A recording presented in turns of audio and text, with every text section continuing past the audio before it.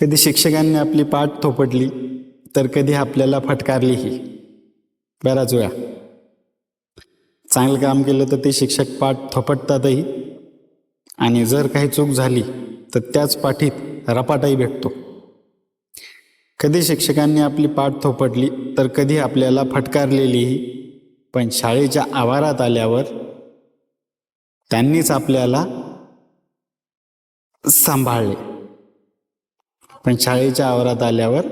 आपल्याला सांभाळले.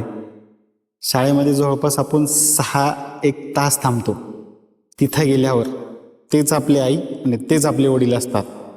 तिथं गेल्यानंतर तुम्हाला जे काय होतं, तुम्हाला जे काय लागतं, जे काय भांडणं होतात, त्या सगळ्यांची खबरबात सर्वात पहिले शिक्षकांपर्यंत जाते आणि त्याचा निपटारा सर्वात पहिले तिथं होण्याचा प्रयत्न होतो. आणि त्याच्यानंतर मग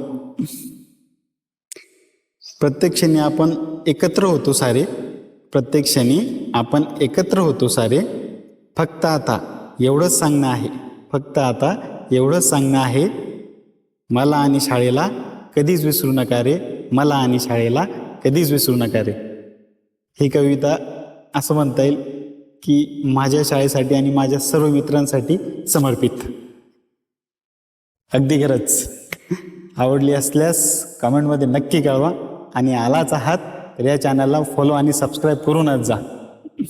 धन्यवाद.